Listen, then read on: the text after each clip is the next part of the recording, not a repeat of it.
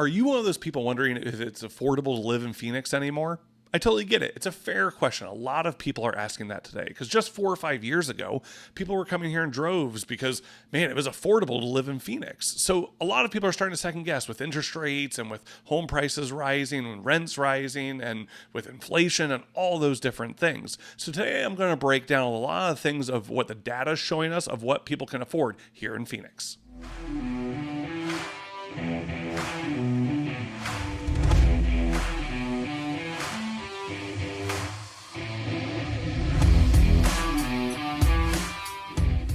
What's up, everybody? Welcome back to Real Talk Real Estate. I'm your host, Mark Cannon, local realtor here in the Phoenix area with my home group real estate and owner of the Benchmark Real Estate team. So this is a podcast format. I'm just going to be talking through this, guys, and just kind of trying to be real with you because that's the whole point of this is I'm not trying to sell you on anything. I'm just trying to be real, give you information. So we're going to go over a lot of stats today, a lot of different information for you. But the question was up front was, is Phoenix affordable? And a lot of you are thinking, oh, he's going to be that realtor. It's going to blow smoke up my butt. Tell me it is. No. Phoenix is not affordable right now. Something's got to change. Now, that's not the same across the country. And I'm going to show you some graphs for that as well, where some states are pretty affordable. People are buying right now. And that might seem crazy if you're here in the Phoenix area, but it's true because remember, real estate is local. It's not national. So again, not trying to blow smoke up your butt, trying to just be honest with you and show you it feels very unaffordable here. And it's true. Like I have a buyer, they were looking at around $400,000.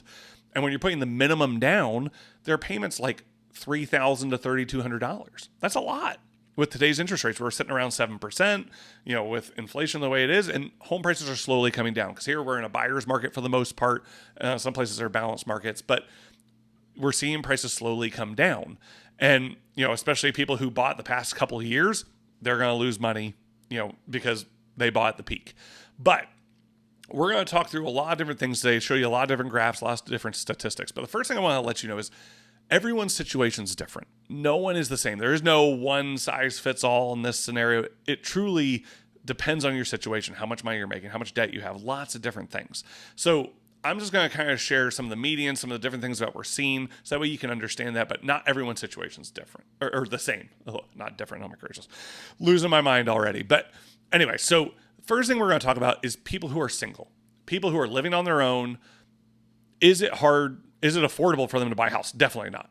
If you're on your own, it is really hard to buy. Now, I have some clients that have done it, and they've been very frugal. They've saved up money. I had one guy, he had saved up $100,000 and bought a house. And so if you can save up a good amount of money to get the payment where you want it to be, great. Because, the average rents, I think I looked it up on Perplexity, the average rent for like a 2-bedroom apartment is somewhere between like $1,500 to $2,000, depending on where you are in the city. If you're in Scottsdale, it's more expensive compared to like Surprise, right?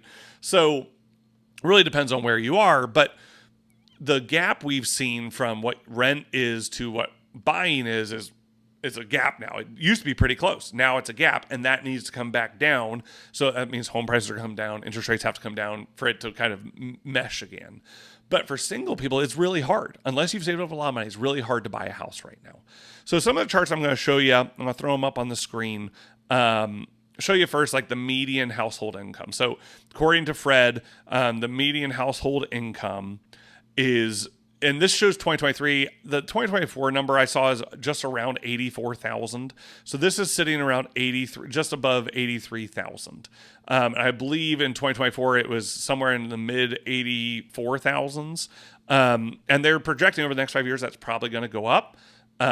So it, again, depends on who you're talking to, because some people will say, no, it's going to crash and burn, like whatever. Listen to who you want. But what we're seeing a lot now is, so when you look at the Arizona family income data, so this is, okay, whether it be husband, wife, partners, whatever it is, where you have two incomes coming in. When you see that, and like that number I just showed you, the 83,000, that's putting single people in there, that's putting everybody in there. So it's compiling everybody. But when we're looking at just family data, when you have two people making money in a household, the average is about $120,000. The median, which is usually what I go off of, which is, remember, the middle number, not averaging them all together. It's the middle number, which is 92,000. So that's where what you're seeing is families obviously make more. When two people are working, they're able to make more money. And take whether you want to go by average or median, that's up to you. A lot of people differ in that, but obviously it's more than the average what we saw from the overall of Arizona. And remember, it's all of Arizona, so it's taking into account, Yuma, Tucson, Flagstaff. So it's taking into account everything.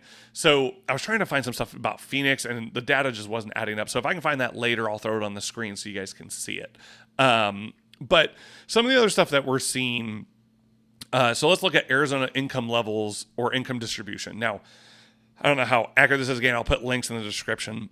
But when we're looking at what people make, you'll see the vast majority of people, or not the vast majority, but you see a larger number of people above 60,000, 60 to 125,000. That's where you see those double-digit numbers. And then there's actually double-digit numbers of people who make to over 200,000. So you're seeing a lot of people make up the top end, but we still have the bottom end as well.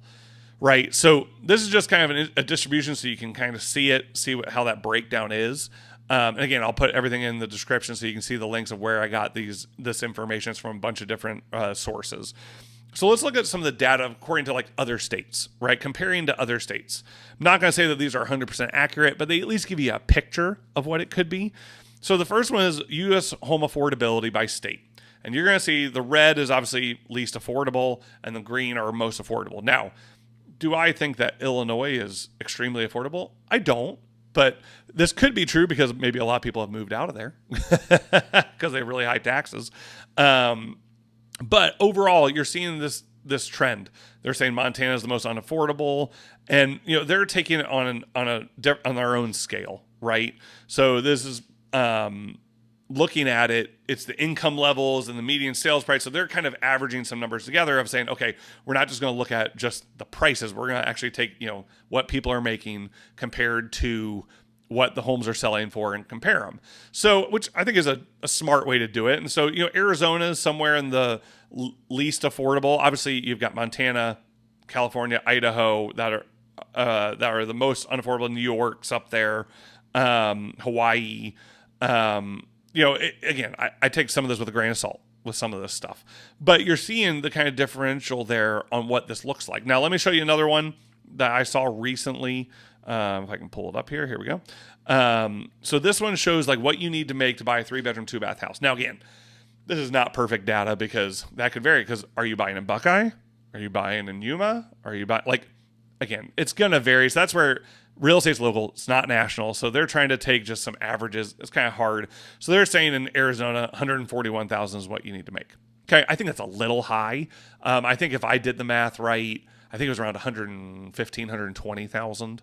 And again, what I base that off of, because what I encourage my people to go off of, is I want my people to stay around 35% of their income should go to your house.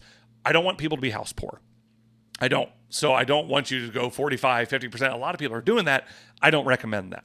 I recommend saving up money to where your debt to income, you're looking at, okay, of everything I'm making, 35% is going towards my living expenses.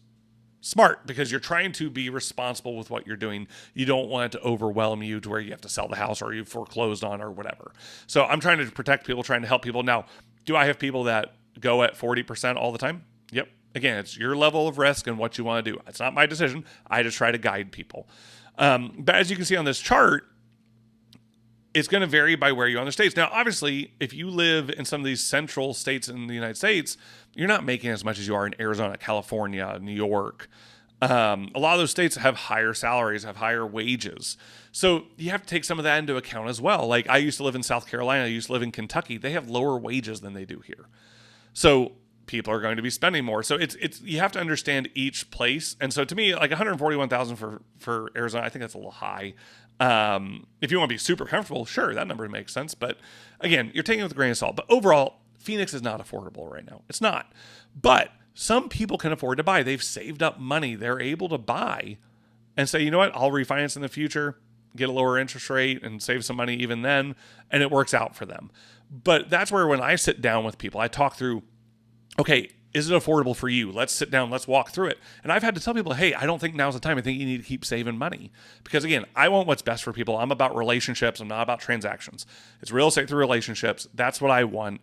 So if you want to talk about this, if you're thinking about buying, if you're thinking about selling, whatever it is, here's my information. Reach out to me. I'd love to sit down with you, take you to coffee, just talk through your situation, because again, I'm not about the sale. I'm about what's best for you and that you are responsible, because I want clients for life. I don't want people to make bad decisions. So I want to walk through that with you. Guys, I hope you'll reach out to me if you do have questions. You've been listening to Real Talk Real Estate. I'll catch you next time.